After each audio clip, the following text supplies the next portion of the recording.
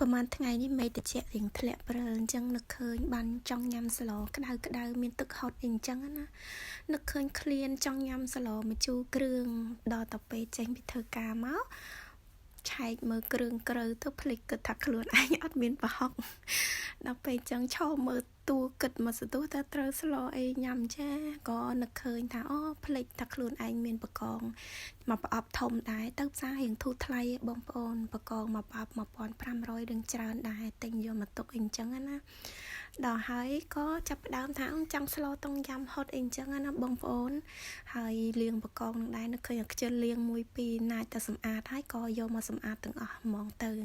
ទុកថ្ងៃក្រោយក្រៃលោយើងធ្វើទៀតអត់ហត់ពិបាកសម្អាតទៀតអីអញ្ចឹងណាបងប្អូនសម្រាប់ខ្ញុំស្លតុងយ៉ាំគឺខ្ញុំបកសបកចេញចាងាយស្រួលពេលញ៉ាំទៅកុំឲ្យហត់បាក់បកច្រើនតង់អីអញ្ចឹងណាបងប្អូនហើយសល់ប្រហែលលាងសម្អាតដកអាចដកអីចឹងទៅទុកធ្វើអីញ៉ាំថ្ងៃក្រោយទៀតអីចឹងទៅថាទៅវាងាយស្រួលក្នុងការញ៉ាំអីចឹងពេលបកកុំឲ្យប្រឡាក់ដៃប្រឡាក់អីចឹងទៅតែអ្នកខ្លះក៏គាត់ទុកសបកទុកអីអាហ្នឹងគេសម្រាប់ស្លច្រើនតែខ្ញុំម្នាក់ឯងខ្ញុំបកសបកឲ្យអីចឹងទៅកុំឲ្យវាពិបាកងាយធ្វើអីស្រួលអីចឹងហើយបកងទាំងអស់នេះបងប្អូនវាឆ្អិនស្រាប់ហើយចាយើងចំហុយតែបន្តិចក៏យើងអាចញ៉ាំជាមួយទឹកត្រីកោះកុងអីក៏ឆ្ងាញ់ដែរ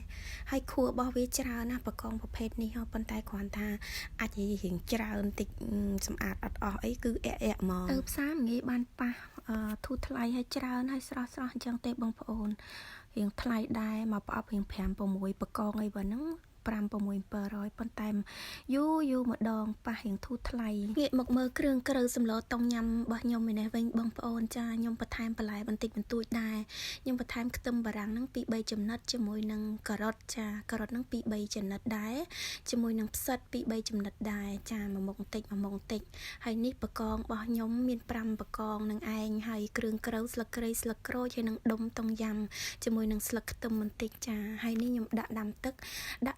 ឲ្យពុះអញ្ចឹងហើយបងប្អូនខ្ញុំបន្ថែមជាមួយនឹងគ្រឿងក្រូវដែលបានរៀបចំទុកអំបិលប៊ីចេងស្ករដុំស៊ុបខ្នុរតុងយ៉ាំអីហ្នឹងដាក់ទាំងអស់បងប្អូនដាក់ចូលហើយគឺខ្ញុំដាក់បន្លែមុនគេគឺការ៉ុតវាក្រឆ្អិនក្រផុយជាងគេចាដាក់ការ៉ុតដាក់អីហើយផុយឆ្អិនល្មមហើយបានខ្ញុំដាក់បន្លែជាមួយនឹងខ្ទឹមបារាំងហើយនឹងផ្សិតបើមានសាឡារីដាក់ម្ដុំទៀតគឺកាន់តែឈ្ងុយតែម្ដងបងប្អូនប៉ុន្តែអត់មានណោះហើយខ្ញុំភ្លក់មើលបន្តិចឲ្យវាល្មមរសជាតិដែលខ្ញុំចង់បានចឹងទៅបានខ្ញុំដាក់ជាមួយនឹងបកងបងប្អូនចាបកងគឺ5ក្បាលនឹងឯងបងប្អូនហើយម្នាក់ឯងញ៉ាំច្រើនមិនអស់ទេដាក់បកងហើយគឺខ្ញុំបន្ថែមស្លឹកខ្ទឹមភ្លាមតែម្ដងអត់ទុកយូរទេព្រោះបកងនឹងឆ្អិនស្រាប់ហើយ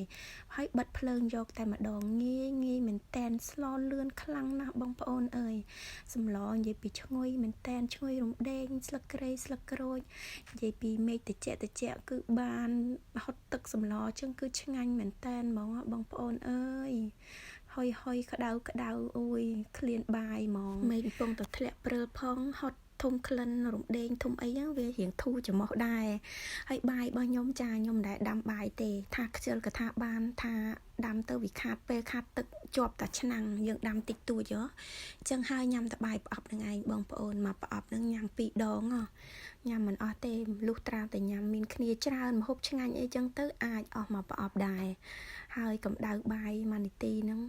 កំពុងរងចាំបាយក៏ហត់ទឹកសម្លលេងអូយឆ្ងាញ់ខ្លាំងស្លខ្លួនឯងតសើខ្លួនឯងបើមិនតសើមានណាគេមកតសើហើយបាយកញ្ចប់ហ្នឹងបងប្អូនក្តៅតែមួយផ្លែតបានញ៉ាំទេបងប្អូនលឿនមែនតែនហ្មងហើយបាយឡើងទន់ល្មើយញ៉ាំជាមួយនឹងទឹកស្លចឹងអូយឆ្ងាញ់ខ្លាំងបងប្អូនអើយហើយថាស្លតាមមួយបន្តិចទេបន្លែមកតិចឡើងមួយចានធំដែរខ្ញុំថាស្លតែមួយកូនចានទូចទេបកង5ការ៉ុត5 ដុំជាមួយនឹងខ្ទឹមបារាំង2 3ចំណិតជាមួយនឹងផ្សិត2 3ចំណិតមួយចានបងប្អូនខ្ញុំមិនដឹងថាស្លតុងយ៉ាំខ្ញុំនេះខ្ញុំស្លត្រូវឬក៏ខុសទេបងប្អូនប៉ុន្តែខ្ញុំចង់និយាយថារសជាតិវិញឲ្យអ៊ូយរសជាតិឆ្ងាញ់មែនតែនហ្មងអត់ទេនិយាយមែនឆ្ងាញ់មែនលួចតសើខ្លួនឯងចំណុចហ្នឹងប៉កែណាកូនហ្នឹងអូយឲ្យតែដាក់តុងយ៉ាំគឺតុងយ៉ាំហ៎បងប្អូន